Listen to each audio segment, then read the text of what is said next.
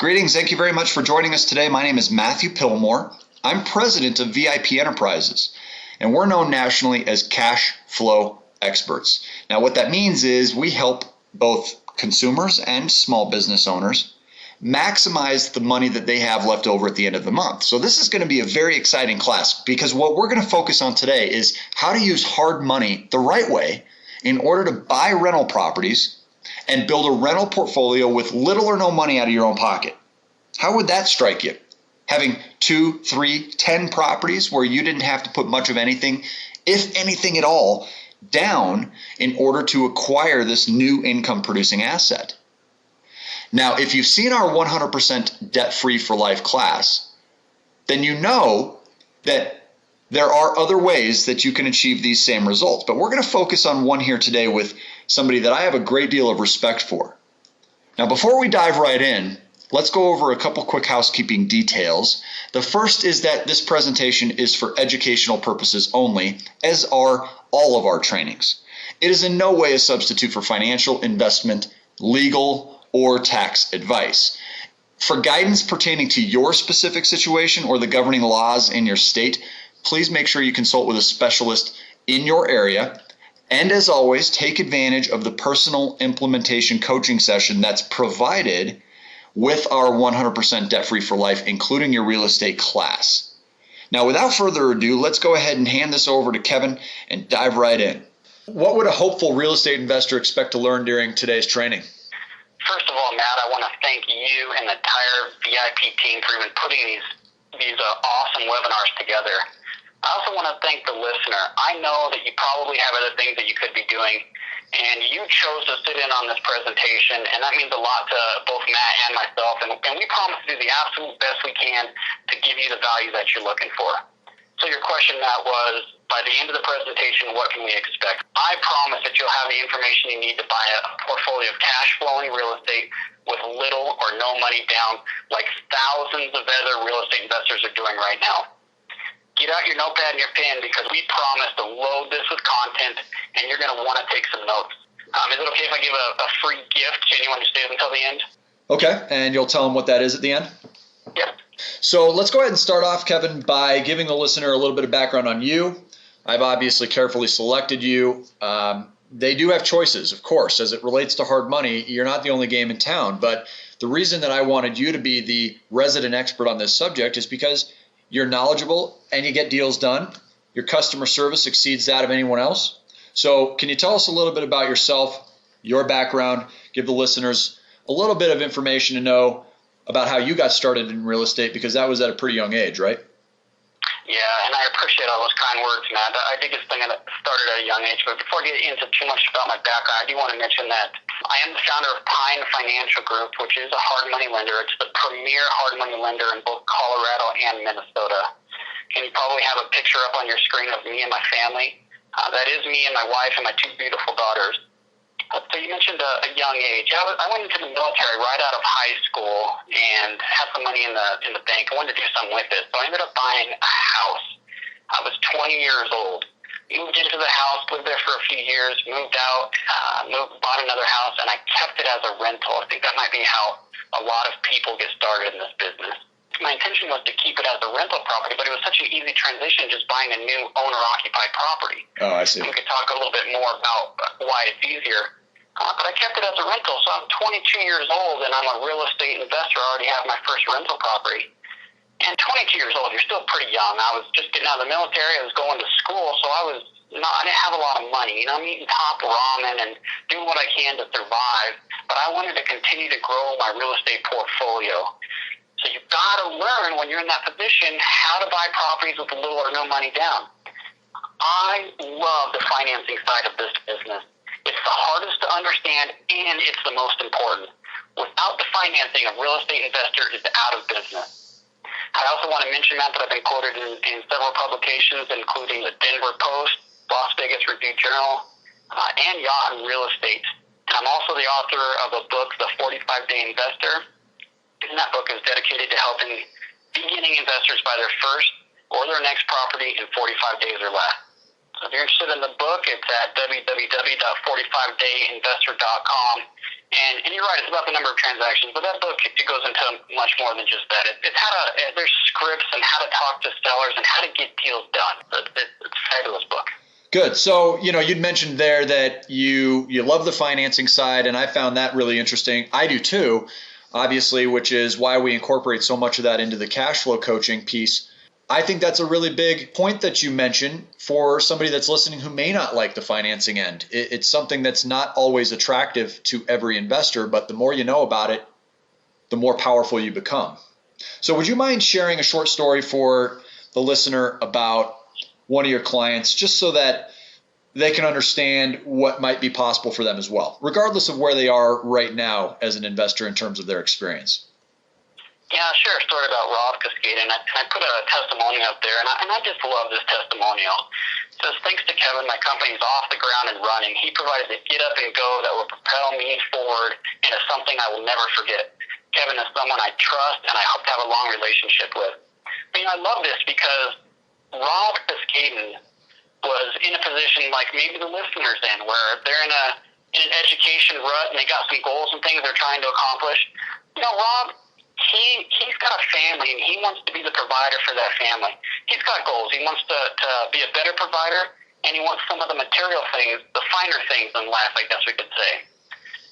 And he was, like I said, was in the education rut. So he was going to the seminars, listening to the late night TV shows, reading the books, listening to the tapes. You know exactly what I'm talking about, Matt. It's all the stuff that you try to do to educate yourself to be successful. I think all of that is absolutely fabulous, and there's some coaching programs that are essential. In fact, I think coaching and mentorships and things like that are essential to being successful. I always have mentors and people holding me accountable to help me reach my goals, and I think it's great. But here's the problem with some of these late-night TV junkies or the TV gurus.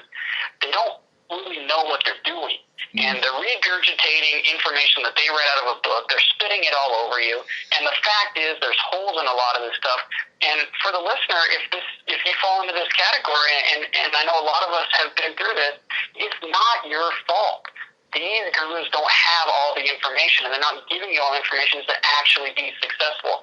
You want someone that might be a little bit more local, or that's focusing on a, like I know you do, Matt, you're focusing on the whole financial plan. It's not actually deal structures for real estate investors. Some people that don't even do deals. Yeah. So what you're saying is at some point the rubber's got to meet the road. I mean, you can get into that rut where all you're doing is continually educating yourself, but it's kind of that paralysis by analysis scenario, right? Yeah, and here it is. Here's the thing. My point of saying the whole thing is I don't want the listener to beat themselves up because they haven't been successful and they're out there educating themselves. Educating yourself is important, but if you're not successful right now, it's not your fault. It's because a lot of the information you might have been reading have holes in it. And what we want to try to do, I know, Matt, you try to do the same thing, but we want to try to plug some of those holes so that you can be successful. Yeah, I agree. Well, filling those gaps is so important. And part of filling a gap means surrounding yourself with the right people, building the right type of team. And I think that you guys bring a lot to that equation. Where would somebody go to get a little bit more free information about you, Pine Financial, and the benefits that you guys offer? So we have a blog. It's pinefinancialblog.com. We post a couple of times a month different articles and things about real estate investors. Sometimes it's about the market and what's going on that's going to affect you as an investor, and sometimes it's actual real solid meat and strategies to help you be successful. We also offer tons of free events, both webinars and live events, and all that's free again at pinefinancialblog.com. Well, and as a regular reader of that, I can tell you that I really enjoy it. I think some people just simply put words on paper just to get something out there and published. You guys don't do that. It's extremely relevant. So let's go ahead and jump in. The key for the process to work, obviously, is using hard money. If you're unfamiliar with hard money, what can you tell somebody that's never used it before that would give them just kind of the 20,000-foot overview? Because in most cases, I think there are certain benefits that people aren't even aware of, such as borrowing based on the after repair value of an investment property. And ultimately what we're talking about here is how can people get into real estate, either for the first time or even fifth, sixth, 10th property, and do so for little to no money out of their own pocket. So tell us a little bit about what somebody needs to know about hard money as we jump in. Okay, hard money for the listener that doesn't know what it is real simply loans based on, when you're talking about investor loan hard money. So I want to distinguish here. We're only talking about real estate investors.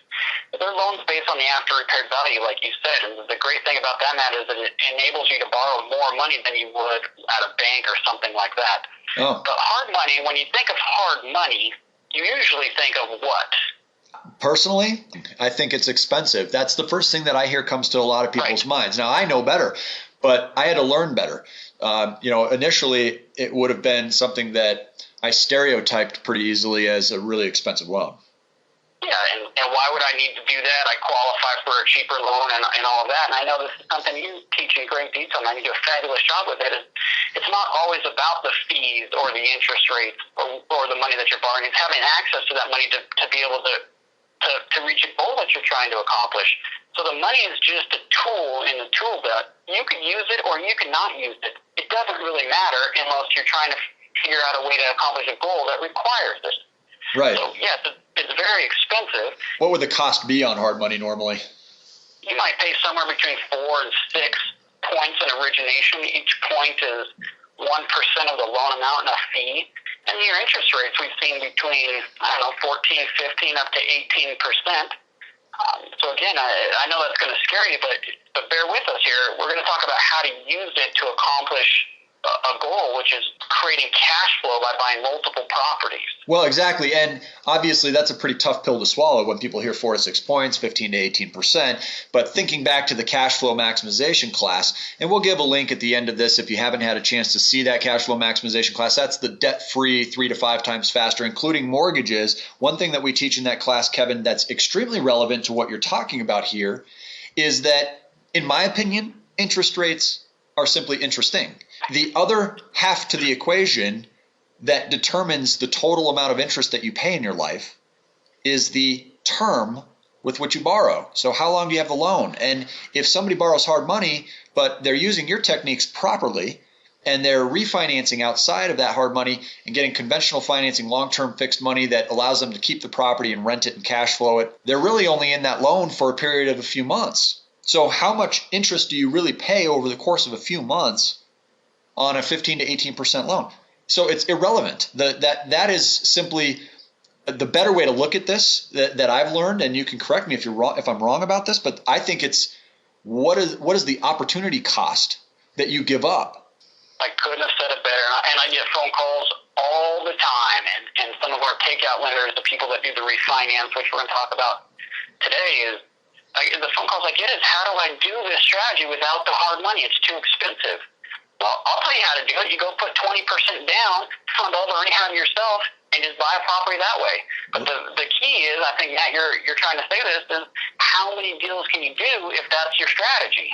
Yes, because you eat up your reserves over time, and it doesn't take that many properties for a lot of people to eat up every penny they've got.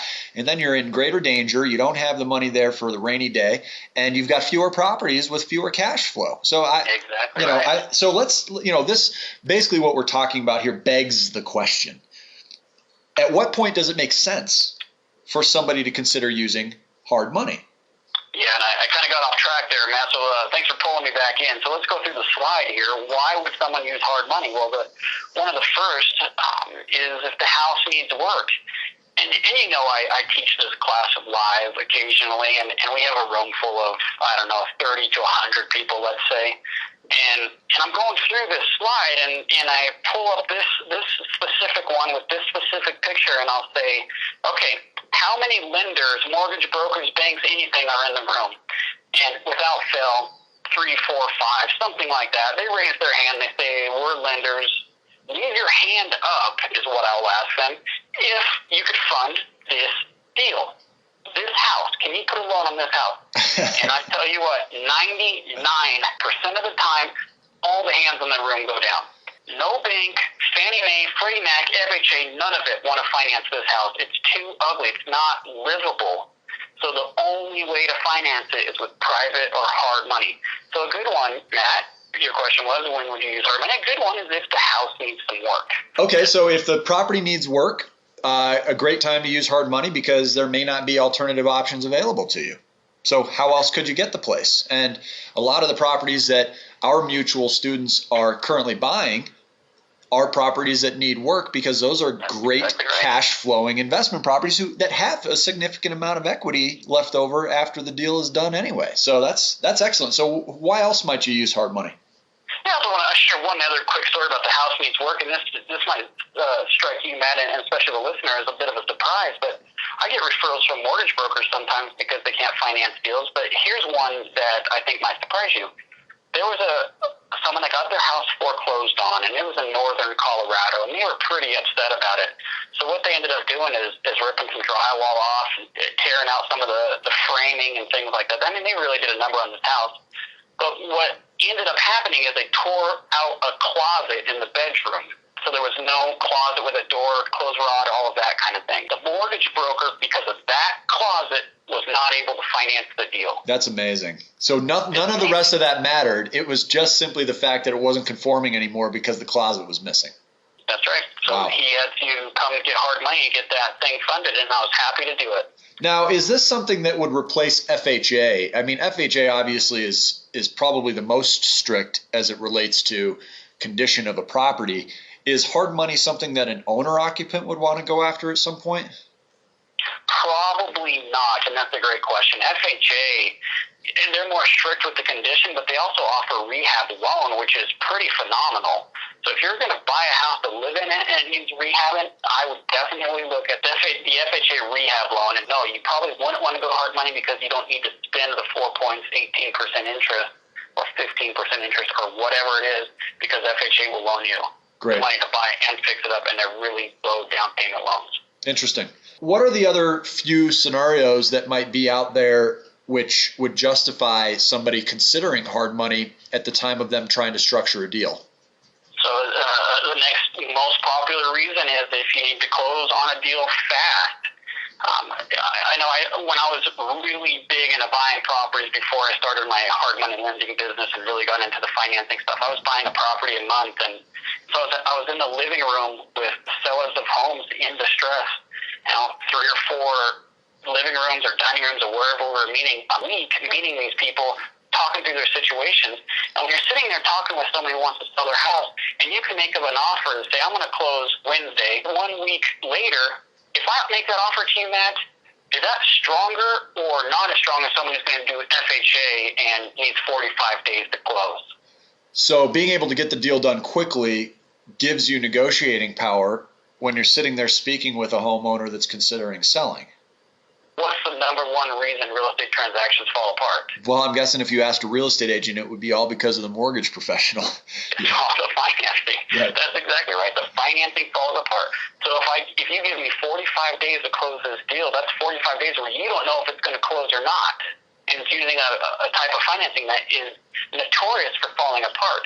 Now, if I say I'm going to close next week, and it's private money, well, even if the financing does fall apart, which it probably won't, but even if it does, you're only losing a week of your marketing time instead of 6 weeks.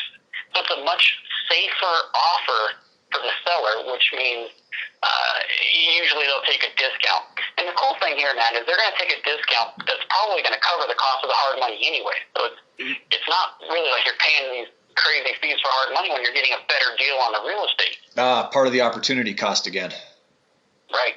That's interesting. You'd mentioned sitting in 3 or 4 living rooms a week, and that would translate then into about a deal a month for you, huh? So was that kind of your peak, was doing 1 deal per month? Yeah, I'd say on average it was 1 deal a month, and I would buy a bunch of properties, say in 1 month. I might have 3 or 4 in a month, have a real solid month, but it was just me and my wife, so we didn't have all the systems in place. We were still learning a lot then, so we couldn't handle too many. We'd stop our marketing to buy properties and focus on getting those other properties that we already own handled. I mean, with our tenants or tenant buyers, or get them sold or wholesaled or whatever it was, before we turned our marketing back on to buy more properties. So on average, it was a property a month over time, but there were some months that we just bought too many where we had to take a month or 2 off to get those handled. So the 2 areas that we've considered so far is that the house may need work. You've got to be able to close quickly. One thing that you mentioned about closing quickly that I found interesting is that it creates a level of safety for the seller, where the seller has more confidence that the deal is going to close. To dovetail on that, wouldn't you agree then that that same layer of safety is something that's comforting to the buyer too? Because it's not as though a buyer has some sort of control. If they made an offer, they would expect that conventional financing was going to close too. And when it falls apart, it kind of just leaves you as a buyer in a tailspin, because you're trying to arrange your financial planning and investing process around some of these deals. And suddenly, if it doesn't work out the way you expect it to, now all of a sudden you've got to adjust all of your cash flow projections, et cetera, et cetera. So it's not just good for the seller to have that layer of security that the deal is going to get done, but it's also very, very positive, I'm guessing, for the buyer. Is that a fair assumption? You bring up a really good point, especially if you're using some other type of financing besides hard money. Is at a certain time, your earnest money becomes hard, and it's not going to be refunded to you if you bail on that deal. Right. Now, especially if you're buying HUD homes and you're an investor, they make that earnest money go hard almost immediately. So you do want to get those things closed so you don't have a whole lot of risk. So, yeah, that's interesting. I'm glad you brought that up. So we've got these two areas. Are there any other times where it would make sense for me and the investor or potential investor listening right now to consider using hard money? Yeah, I said need to close fast was my next most popular. Well, I didn't mention what my first most popular reason for using hard money was, and that's obviously less cash into the deal, which is what this whole presentation is about, and why I just love the hard money, and I love the strategy we're talking about. We're basing our loans off the after repaired value. Whatever it's fixed up, what it's worth, we're going to loan on a certain percent of that. So if you could find a good enough deal where you buy it and rehab it and stay under our threshold, you could borrow all of the money. So you could literally have no down payment and do these deals. Now, if you have no down payment or very little down payment into a deal, what does that mean for you? Well, to me, the first thing that jumps out is return on investment. Immediately, if I think, I might be able to put $5,000 or $10,000 into a real estate transaction, which right now most people aren't even aware you can do, and that includes the fix-up, then the potential return on that investment, if I'm earning $400 or $500 or $600 every month in positive monthly cash flow, is astonishing. So that's what jumps out at me. Is there something else to that too that I should be thinking about? No, I think that's a great one. And I know some people's strategy is to make as much money per deal as possible. And that's fantastic. It's not my strategy, but I think it's an absolutely fantastic strategy. To do that, you're going to need to put more money into a deal. So what you're saying is if you have less money into the deal, you might not make as much money on the deal, but you're going to make a whole lot more money on your investment. Yeah, absolutely. I love that as one of the advantages of having little money to the deal is your returns go through the roof. The other one is if you have less deals, we talked about money being finite, you only have so much of it. Each of us is different. But if you don't need it to do deals, you can do a lot more deals. The next bullet point is you can do multiple deals when you're using the strategy and really create a large portfolio, and then use your strategy, Matt. Once you have your portfolio where you want it, you can use your strategy and pay off the mortgages if that's what you choose to do. Right, exactly. Just going forward with the cash flow stacking piece that we talk about. And when you layer it, you're using your tools, combining it with the income producing assets, and you ultimately own all of these properties completely free and clear. For a lot of folks, it's a very attractive retirement option. It has to be a tool, as you had mentioned, in the toolbox. And if you're neglecting it as a tool, you just don't have enough education about it to where you're understanding the benefits that it can offer. So can we talk a little bit about the process for a couple minutes, Kevin? Yeah, and here's where I was talking about giving you guys, or giving you, Matt, and the listeners the information needed to actually go out and do this. We're going to go through the process step by step. The first one is locating a property. So that we could talk about locating a property, how to do it, where to find the deals for a 3-day boot camp. I mean, there's a lot to going out and finding the deal, but here's a couple things I want to share. First of all, as a hard money lender, most of the deals that come across my desk come out of the MLS, or the multiple listing service, which means a real estate agent or a realtor is involved. So I think a valuable real estate agent or realtor, maybe you're a realtor or you were referred to Matt in this presentation from a realtor, I think that is a phenomenal way to find properties.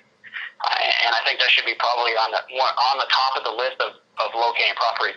Should that be the only thing you do? Absolutely not. But you will find deals in the MLS with the realtor. Beyond the obvious of the MLS, Kevin, my guess is that you have a number of trade secrets as to how you kind of dig up these bargain investments. What other secrets can you share today to help someone locate that killer deal? So when you start marketing, this is what we're talking about here, is how do you get the seller of a house to call you and ask you to come out and buy their house? That's really what we want. These are houses that are not in the MLS. Generally, they're not talking to anybody else, and they're calling you on the phone saying, please come over here and buy my house. That's what we want.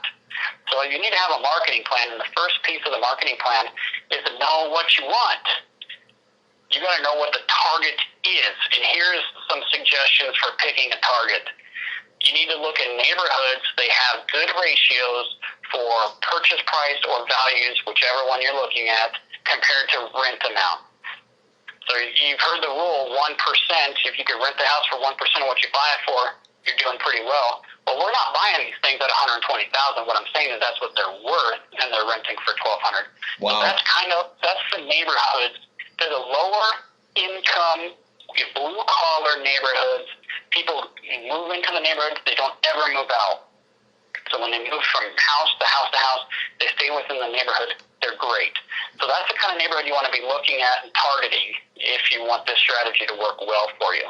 That's amazing. Some people like the pretty houses, and I'm sure you come across this, Matt, the ones that are a little bit easier to manage. That's fantastic. This strategy won't work as well in those neighborhoods. So just to be upfront about that. No, I appreciate you saying that, because I'm sitting here thinking to myself, how many times have I come across the real estate investor who is so emotionally attached to certain types of neighborhoods or certain quality of homes, and that's fine and dandy. But what I'm finding is the rental ratio doesn't seem to increase with the purchase price. So going up into the $240,000 value with a, let's call it a $180,000 purchase price compared to the $90,000 purchase price and $120,000 value, where you can rent it for $1,200 on the low side. On that high side, you're not getting $2,400 in a lot of cases, right? So buying on the cheaper side, even if it's not somewhere you want to live, might produce the larger return on investment. Do you agree with that? Yeah, I absolutely agree, and it's crazy. I mean, you said it perfectly. The $120,000 house rents for $120 for $1,200 if you're in the right neighborhood, but a $240,000 house, twice as much in a good neighborhood, it's probably going to rent for $1,400 or $1,500. So you're adding a couple $100 per month in your rent to double the price of the home, and obviously double the loan amount. So that's that goes straight to the bottom line when we're talking about cash flow. And really, my primary focus as an expert is really trying to make sure that you've got more money left over at the end of every single month. So I really like what you're saying about that. And you talked a little bit about marketing, trying to find these and dig up these killer deals. What type of marketing are you referring to then? So once we know the neighborhood, we can start targeting that specific neighborhood, and then you go even further in targeting sellers in the neighborhood that might be in distress. So here's some keys to do that. The first one, use with your own caution. I'm not telling you to do it or not to do it. What I am telling you is that I've done it. I have clients that do it, and it works. Okay. So I think I know where you're going with this, but go ahead. The ugly signs, we call them bandit signs, that say, we buy houses, it says something else, and there's a phone number. Now, we've all seen those on busy intersections, on and off ramps, off the interstates, which are fantastic, and inside the neighborhoods. And I like those. I'm not doing those now because it's a lot of work, but you could buy these signs for $1 a piece, and they're corrugated plastic. And you go to like banditsigns.com or just Google bandit signs, and I'm sure you'll get plenty of places to go. And here's some suggestions if you do want to use bandit signs. I don't like putting them on the telephone poles which you see a lot of people just staple them or nail them right to the telephone poles. I think that's really ugly, and they get taken down pretty fast. So I think you should use a stake. A wood stake is the best, into the ground and staple your sign onto the wood stake. And here's how I justify it. And Matt, you might think this sounds funny, and you may totally disagree with me, and that's fine. But here's how I justify people doing this. For one, you're buying properties that are in distress, which means they need some work. The property itself is bringing down the appearance and the value of the entire neighborhood. Okay, you're buying them and you're fixing them up, so you're improving the neighborhood. And that's one way for me to justify putting up an ugly sign, because we're increasing the values of the entire neighborhood. Definitely not for everybody, and if you're uncomfortable with it, by all means, do not do it. Now, you work a lot of time with maybe out-of-town owners. I know that you and I talked a little bit about that at one point. What's that all about? Yeah, so I love direct mail, and the reason I love direct mail is you're getting a letter or a postcard delivered for you for dirt cheap. What is it, 43? I don't even know, 43 cents a piece, something like that now. Postcards are even cheaper. So direct mail is great because you can really pinpoint your market. You can go to a specific neighborhood and at a specific seller, so I love it.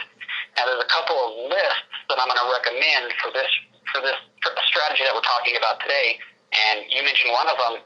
Matt, it's out-of-town owners. These are really easy lists to get. You can buy CDs at the county level. And what we're looking for here is a property in your target neighborhood where the tax bill is going out of state. I see. So when you get this list, there's going to be tax bills going to a different address, which is fine. That means that it's an investment property for somebody. But if they're in town, they might be less motivated than if they're out of town.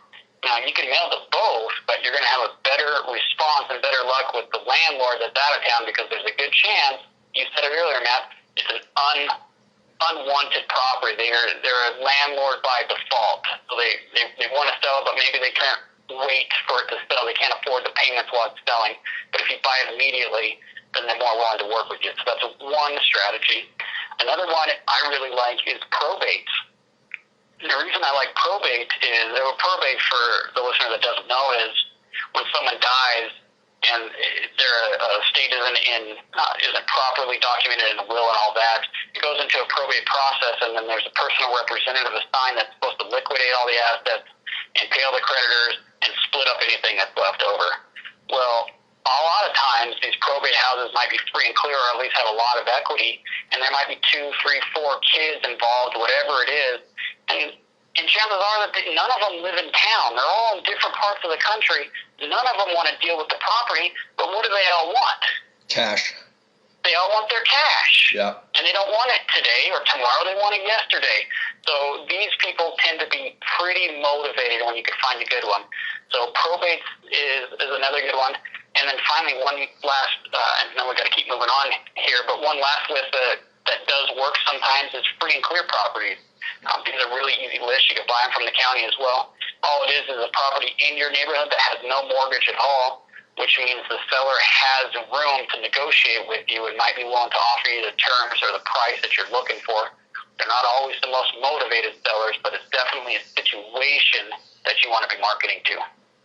Makes sense. Well, hate to disappoint on the free and clear side of things, but don't bother approaching me about mine because I'm all about that cash flow. So I'm going to be keeping mine. I think it's a great approach because clearly there is room there and you're not dealing as much with the desperation. On the reverse side of that coin, clearly the motivation might not be as strong. So that's a very, very important factor to consider. All great techniques. Are there any other dirty little secrets that can help an investor identify the right deal that come to mind, or should we keep moving forward? I think we could probably keep moving. Like I said, we can go on for a 3-day boot camp about this. So you could drive neighborhoods, look for distressed situations, put up flyers on those houses.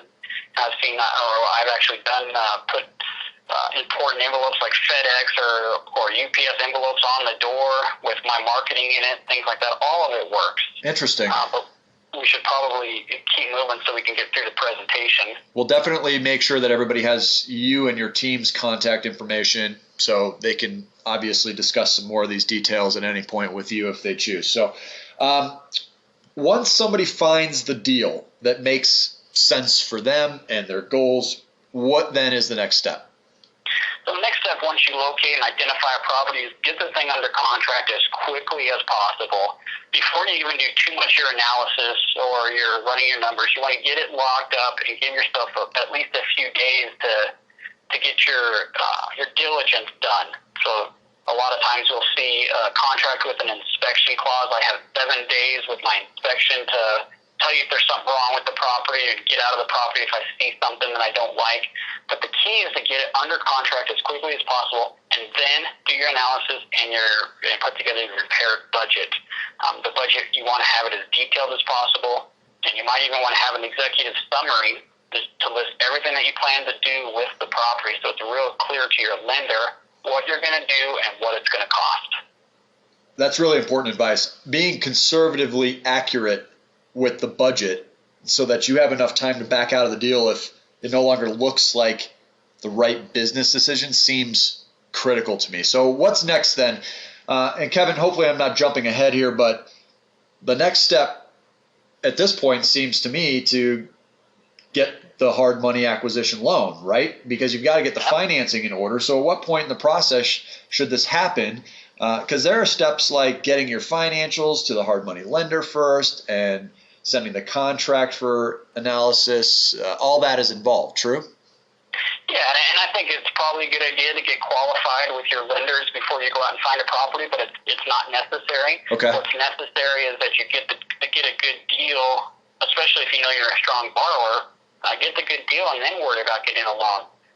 So I kind of cringe when I say that to you because I'd rather you get qualified first. But if we're going through the steps here of how it actually works, you could just go get the property under contract, get your budget, and then get your hard money loan.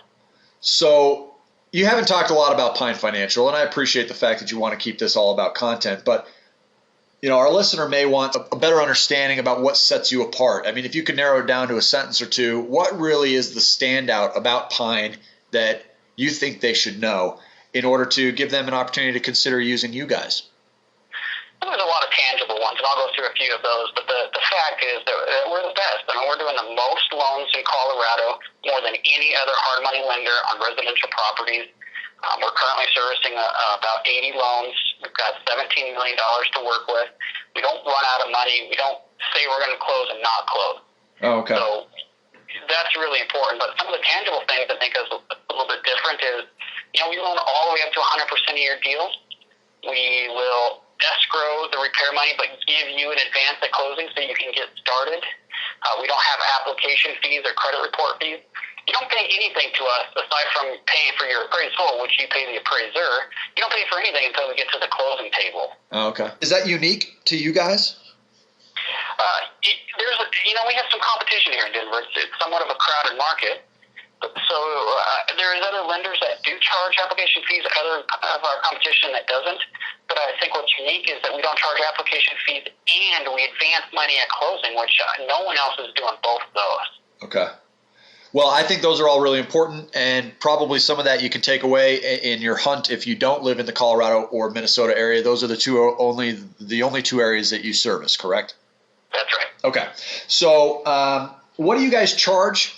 Just so I'm clear and so the listeners know, if they don't have a pre-existing relationship with a lender and they're wanting to explore working with you, what is it that Pine Financial charges?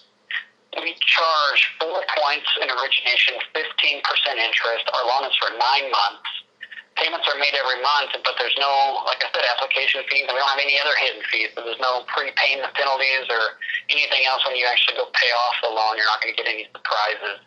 It's incredibly reasonable, and you're going to walk us through a couple examples here in a couple moments that I think will help the listener understand why that's so reasonable. Let's go ahead and discuss what the next step is in that process then. So we've located the property, we've got it under contract, we've prepared our budget and our analytics, and now we've explored getting the hard money. Maybe we did that earlier and really were diligent about this. What would be next? Yeah, you get the hard money loan, and we actually fund the deal. So like I said, with Pine Financial, we're going to give you the money to buy it and give you the first draw so you can get the repair started. You know, that's important. A lot of contractors are out there asking for materials up front. A lot of them don't have a lot of money, so they can't carry jobs, and they're expecting to be paid a little up front, and especially for materials and most of their labor or the rest of it when it's done. So we give you the money to get started, and the next step is to actually get started. Go out there and get that property fixed up and get it in rental condition. And what I mean by that is you're buying a property that you're going to flip. You might need to do some custom things. And we're seeing a lot of custom in the Denver area right now. You know, the slab granite with a lot of the kitchens are being opened up and the islands with the breakfast bar being put in, that kind of thing. You know, nice hardwood floors.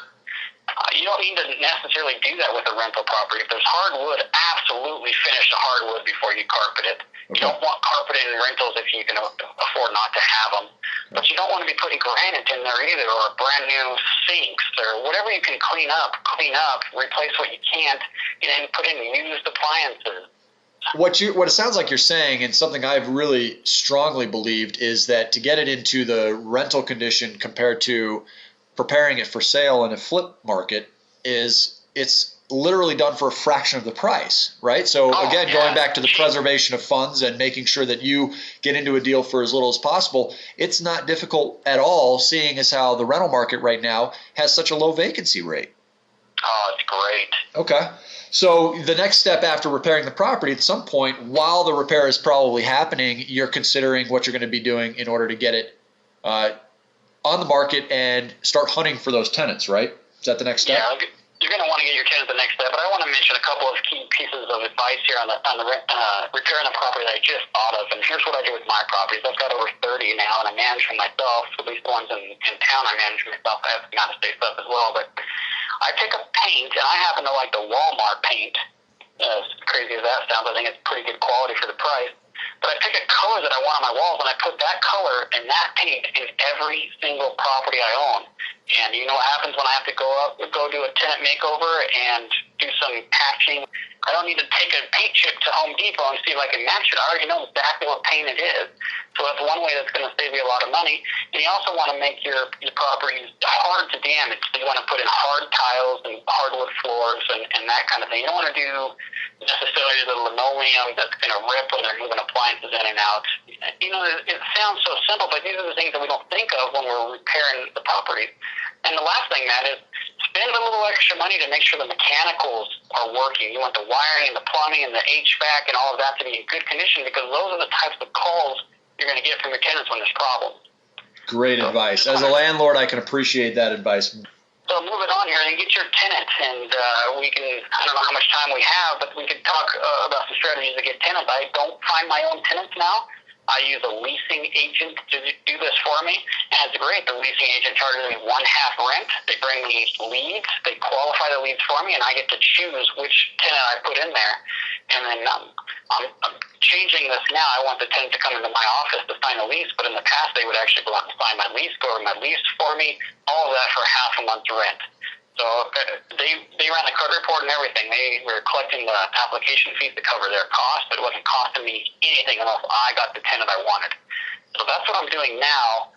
In the past, I would do some cool things, especially when the vacancy rates weren't as low as they are now. I would take a bunch of phone calls, get my marketing out there, try to get as many people to the property at one time as possible. And that way there's really some competition for that property. And if you just rehab it and it looks new, you're going to be getting more in rent than you probably thought you would if there's more than one person there at a time. So you're creating that feeding frenzy then. Oh, I love it. When I was first starting to do it, man, I was all uncomfortable, and maybe the listener can appreciate this if they've tried it or if they're planning to try it. You get a little uncomfortable because you're thinking, what is this prospective tenant thinking when other people start walking in the door? And it is uncomfortable for them. For right. me, you love it. It's great. Exactly. And in the past, it would make me uncomfortable, but I got over that quick when I started putting money in my pocket. Amen, brother. So using signs, I have a ton of luck with Craigslist. I mean, ultimately, because the vacancy rates are so low, I post one time on Craigslist, and I've got a feeding frenzy just in my email account alone. So I think right now is a very, very glorious time to be putting up properties for rent, and it should not take people long to get those filled. So after you have the property rented, if an investor wants to take advantage of what I think is an incredible time to buy and hold, and wants to start building this portfolio of cash flowing rental properties, then they're going to need to refi out of this hard money, right? I mean, you can't just keep hard money forever. Even if the rate were better, you couldn't. So because it's a short-term loan, how does that process work? It makes sense for these investors to proceed with exploring the long-term fixed financing probably fairly early on in this process, doesn't it? Yeah, exactly. And there's a lot of keys, and I'm listening to your question, getting ready to answer it, and I'm catching myself wanting to say the key for this whole thing to work is, because it seems like there's a lot of that, isn't there? Right, yeah, there's a lot of keys all of a sudden. One of the keys on the key ring is this refinance loan. I mean, you gotta be able to get out of that hard money loan, and this whole thing blows up. But the cool thing about the refinances, we're talking about a rate and term refinance instead of a cash out refinance. And I think it's important to understand the difference. Cash out refinances, when you're going to get, each lender might be a little bit different, but it's anywhere from maybe $1,000 to $2,000 in cash putting in your pocket. You're getting a check from the title company when you close on that refinancing. So they really don't want you to get any money at closing to be a rate and term refinancing. Okay. Now, when they're running their analytics, when I say they, I'm talking about the lenders, Fannie Mae, Freddie Mac, the big guys on Wall Street. They run their analytics and they see that the default rates are higher on cash out refinances as opposed to rate term refinances. And it doesn't matter why. What's important is they run numbers and they base decisions on numbers. Okay? So if the loan that's a cash out refinance is a riskier loan, that means two things. First, it's going to be harder to get. They're going to put more restrictions on it. And two, it's going to be more expensive to cover the risk. So the more expensive, I don't know if that has a whole lot of relevance here, but what it does is that it's going to be harder to get a refinance. In fact, you cannot get a cash out refinance without seasoning the title 6 to 12 months. You have to own the house 6 to 12 months to get your money back if you pay all cash for the house. That's why you need to use the hard money. You need it to be a rate and term refinance. That's an incredible piece of information, because that seasoning catches a lot of people. And that ultimately means that you may end up needing a 9-month hard money loan for 12 months. And suddenly the overlap is not what you need and could end up causing some issues. So I think knowing that you can refinance without that seasoning, if you're doing things properly, is incredibly important. So after the refinancing comes in, and let me stop there. And I know we're running short on time here, Kevin, and you've got to get going. But I just want to make sure that people understand that getting pre-qualified for that takeout financing early on is somewhat beneficial for you too, isn't it? You look at that favorably. Yeah, that's a good point. And in order, step 3 is get the hard money loan. Now, in order to get the hard money loan, at least with my company, is you're going to have to be pre-qualified for that refinance. I don't want you in a deal that you can't get out of, and I don't think you want that either. So we're going to work together to make sure you can get this refinance done. And there's one thing that I pride myself on is I spend a lot of time with my nose in a book, understanding the guidelines on that refinancing, and a lot of the times I could help get that done even when the mortgage broker doesn't know what they're doing. Now, the important thing is to work with a mortgage broker that knows what they're doing, and I think, Matt, you know some people, and I do too. So if you need a referral for that, I'd be happy to talk to you. But you definitely need to work with someone or want to work with someone who knows what they're doing, and they don't have what is called overlays on their loan. And I think, talk about the overlays? Do you want to talk about it? I mean, I know we're going to run short on time here, and I want you to really show some of the math that goes into this so people understand the value behind hard money and getting into properties for little to no money. So if you have the time, sure, feel free, but I don't want to cut out of these case studies that you're willing to share. Yeah, and I just get so excited, and I know this is taking a little bit longer than what we wanted to, Matt, but I appreciate you giving me the time here. I want to talk about the overlays for just a brief second, and then we'll cruise through the case study, because the overlay is really what's important. See, Fannie Mae and Freddie Mac will buy these loans, a rate and term refinancing, or refinance with no title seasoning, zero. And you can buy today, you can refinance tomorrow, and to use a new appraised value. You're not going to use what you bought it for. It's going to be what it's actually worth once it's fixed up. Okay, there's no guideline for title sealing. Now, if you go to one of the big banks like, I don't want to say GMAC because they claim to not have an overlay, even though they do. But if you have Bank of America or Wells Fargo or one of these other companies, which most mortgage brokers will send their loans to, they have an overlay that might say, well, we'll refinance this, but you have to be on title for 6 months if we're going to use a new appraised value. Otherwise, we're going to use what you bought it for as the value. So the acquisition price becomes a value, even if it appraised for $100,000 and you paid $80,000 for it. They're going to use the purchase price of $80,000, not $100,000, even if it's now worth $140,000 because you fixed it up. Yeah, and that's the Wells Fargo's and the Bank of America. It's these big banks that are providing tons and tons of loans. So if you're out there shopping for this and someone tells you you can't do it, well, you're right. You can't do it with their lender. That's why you need to find another lender that has no overlay, because I promise you Fannie Mae will buy the loan. That's a phenomenal piece of advice, and we'll probably hang up folks who do not have a strong enough understanding of that. So I appreciate you wanting to take a moment and explain it. Now, you offered to share a couple case studies with us. I'm hoping we're not using up so much of your time that you're unable to do that at this point. I'm a numbers person. A lot of the folks that have seen my debt-free class are numbers people, and I really love to see this in action. Let's go through Worcester, and one of the, for those people in the Denver area might recognize this neighborhood. It's the classic Montbello house. We talked about Montbello a little bit earlier, but it's the type of neighborhood we want. So this is a 4-bedroom, 2-bathroom house, the ranch with a basement, attached 1-car garage, and here are the numbers. So you got a purchase price of $71,000.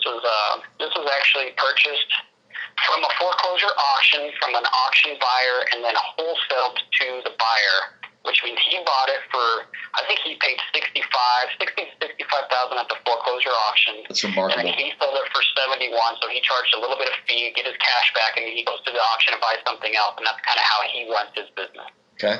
So it was what we call a wholesaler. Okay. Bought it for $71,000. $10,000 in repairs, and again, now we talked about it. It's not a whole lot of repairs. You got to make sure it's safe, it's mechanically sound, and then it looks good. But you're not putting in the high-end, high-quality finishes. There are tenants everywhere, so you're going to appeal to somebody who will be a good tenant. That's exactly right. And it's going to be clean, and people want it. Okay. So CC stands for closing costs, and that's the closing cost to buy the property. That's going to include your hard money and your title fee. So that includes what's being paid to you or someone like you. That's exactly right. Okay. So in this example, and you can see that I'm rounding here, but these are real close. This is an actual deal. These are real close numbers. $4,500 total acquisition if you add the three. $85,500 to buy this property and fix it up. Wow. Okay. Again, $120,000. This is what the appraisal came in at. Hard money loan, we loaned $84,000, which is 70% of the after repaired value. Now, I'm not a math magician, but I mean, you can see the acquisition $85,500, the loan $84,000. How much money did you need at closing? You know, it would end up being about $1,500 if my math is correct. $1,500, yeah. And you had $1,000 in earnest or something like that, so you're really coming to the closing table with $500. Now, this isn't a no money down deal, but it definitely fits within our little money down scenarios. Wow. Okay. So $1,500 out of pocket, and this property, do we have numbers in terms of what it was renting for and what the potential ROI is on this thing? Yeah. Let's keep going here to the next slide. So talked about one of the steps is refinancing, and when you refinance it, there's more costs to get the refinance done. So now you got 2 sets of closings. So you got to understand that this is not the cheapest way to do it, but in my opinion, it's one of the best ways to do it. Again, refinance costs $2,500. Refinance loan. These lenders will go to 75% loan to value with the new appraised value. Your hard money lender is probably at 70, so it gives you 5% buffer there. And as long as the appraisals are similar, you should be able to roll all of your closing costs into that refinance loan. Oh, I see. So that 5% buffer gives you room for that extra $2,500 in closing costs. Yeah, so you borrow that too, so you don't have any money when you go to the closing. So now all you have into the deal so far is maybe some payments, but you have the $1,500 that we talked about. Okay. 86.5. I don't know what the interest rate was on this one, but this is the actual payment. Probably doesn't really matter if we're getting enough cash flow out of the thing. Nah, you're right. This year payments are going to be lower now than when this deal was done. I could tell you this was several months ago, and rates are lower than they are now. But in any case, it's going to be close. $663 PITI. That's principal, interest, taxes, and insurance, everything. So and this again, it rents for $1,200. Includes all of the escrows and renting now for $1,200, which is in excess of $500 every single month in cash flow. Gross cash flow. Now, sometimes I'll get the feedback, well, you're not accounting for maintenance, you're not accounting for vacancies. Well, I'm not claiming to. Look, it's the gross cash flow. I don't know what the maintenance and the vacancies are. I know it's rented for $1,200. I know the payment's $663. I know it's a damn good deal. And you also know that you just put $10,000 into the place. So if you did a good enough job with the money that you had to work with, you probably don't have a ton of additional maintenance that should be expected immediately upon getting this property rented. Over time, of course, that could happen, but you're also cash flowing this thing $6,000 plus every single year. Yeah, and so there's going to be some additional costs, right? This is not a net cash flow. I just want to be clear, it is a gross cash flow, but that's the numbers that we have to work with since we don't know what the maintenance and vacancy are in this specific example. Okay. Okay, so the notes here I wanted to point out is it took 2 months to rehab and get a tenant, and during that time there was one hard money loan payment, so you had the $1,500 out of your pocket plus the $1,050 for the hard money loan out of your pocket. And the refinance took 5 months, which is way more time than it should take. This guy just was a total slacker and didn't get what he had to get done so he could get the refinance done. Interesting. But once it's rented for $1,200 and your payment's only $1,050, even with the hard money, you're still making enough to cover the hard money. Yeah, you're still cash flowing it. It's beautiful. Here's my calculation here. This is how I calculate our ROI, and I think this is pretty universal. Correct me if I'm wrong here, Matt, but $537 a month times 12 months equals $6,444 a year. I take my $1,500 and my $1,050. Only one of these came out. Only one of these came out of pocket because, and we can talk about it if you want, but the way the mortgage payments are paid in arrears, and you skip your first month's payment. Exactly. But just to be real conservative, I put the full 2 months since that's how long it took them to get a tenant. Okay. So money into the deal is $3,600, but you understand it's actually less than that. Right. Okay. 6,444 divided by what you have into it each year, 179% return on investment, year after year after year after year. We're not talking about your appreciation. We're not talking about the tenant paying off your mortgage for you or paying down your mortgage. We're not talking about the equity you already have when you bought it. You're not talking about depreciation, right? Depreciation. I mean, this is a real case study, right? 179% ROI. So why isn't everybody doing this? Because they don't know about it, maybe. I don't know. The listener that's listening to this right now is going to do it. Right? Excellent. Yeah, I think that's a great way to look at it. So can we do another one? Yeah, let's go through one more here because I wanted to show that there is no money down deals out there as well. And this one's in Colorado Springs. Is that a pretty house or what? Oh, boy. Again, if you don't pay me royalties, you can expect a lawsuit, buddy. Let's go through it first. I mean, this thing, sure. You and I have had a conversation about this, and I want to make it very clear that this isn't every deal that's available, but the proof is in the pudding that these types of deals are out there. And so people just need to realize it so that they can, set their standards. Yeah, this is a deal that actually did get done in Colorado Springs, but this was a little bit more risky, and the reason is this is a non-conforming threeplex. So you can see it's a single family. It looks like it from the outside, but it's been converted to 3 separate units. So it's going to produce much more cash flow. Okay, so the purchase price, $78,000. It's actually right in a college, right near a college, so it's all students that are living there now.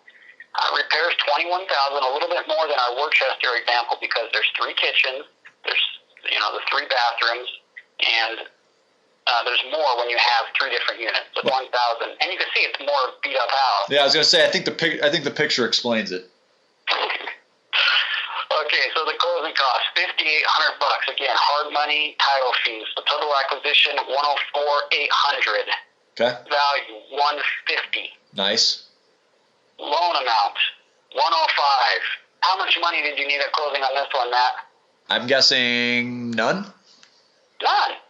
Yeah, in fact, And it doesn't always work out this way, but he got all of his earnest money back plus $200 to do this deal.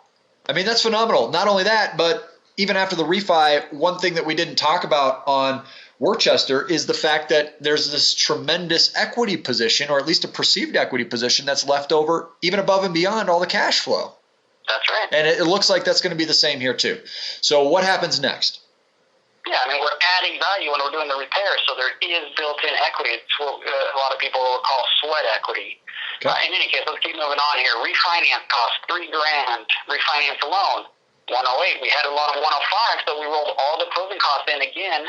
PITI on this one, rates were a little bit lower at this time, $680.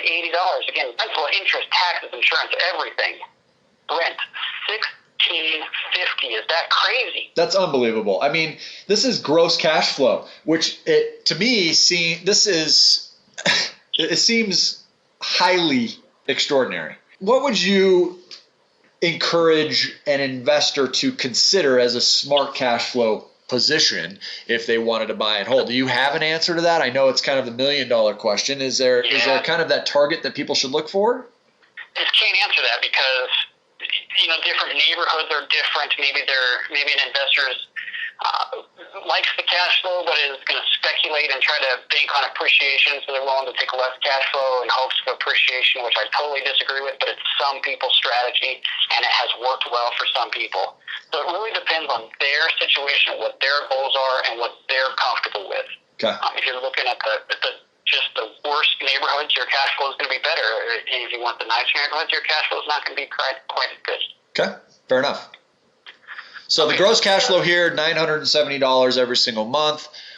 What else do you have to add to this case study that's important for the listener to hear? 2 hard money loan payments were made before it was fully occupied. I'm only saying that because once it's occupied, the tenants cover the payment. So in calculating our ROI, I think it cancels each other out. So I just want to know what was in before it started producing income. Fair enough. So two payments. ROI, real quickly, $970 a month times 12 months, $11,640 a year. You just gave yourself a raise, Matt. How does it feel? You know what? I'll never turn one down. Zero money into the deal plus 2 payments, $2,625, and you can see the simple math here. 443% gross ROI year after year after year. You and I could obviously agree that now is an exceptional time to buy real estate. And there's no real bad market in real estate. A mutual friend of ours once said that it's either a buyer's market or it's a seller's market. So it's always a good time. And I always took that away and thought, wow, that's kind of profound. So this is a phenomenal time to get involved. You're proving it right here. There's no question about that. Well, first I want to mention again that the blog is totally free. You can go there at any time, pinefinancialblog.com. Tons of free and current information for real estate investors. Look, all I do is work with real estate investors. We look at deals, we advise them, we want to close deals, we want to help you close deals. So it's all about the investor. Okay, we have lots of live classes. We do things like this with you and others.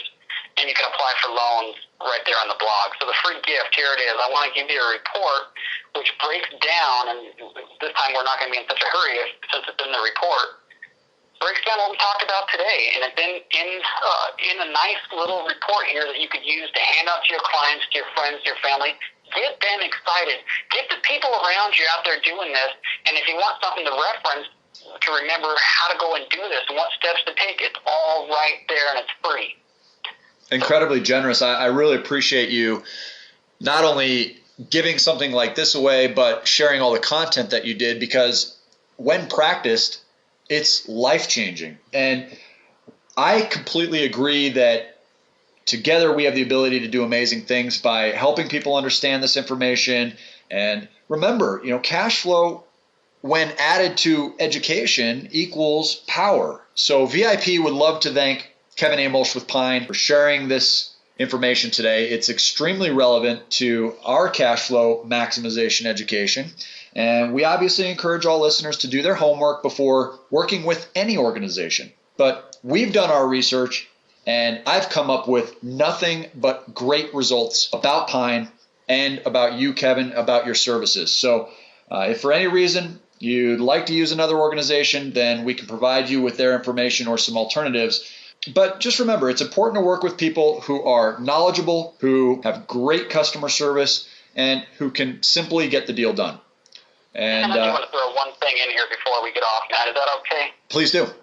You say this best in your live event, and you know, it really strikes me when you say it, and I want to throw this out there for your coaching and for this free report or whatever it is, the decisions you make to advance your career and advance your financial life and your happiness, really, you need to take these steps. And you can take these steps and join your coaching or download this free report, which has absolutely no risk at all. You can do that and you can improve your life, okay? Or you can not, and you can stay exactly where you are. I really appreciate your time and generosity.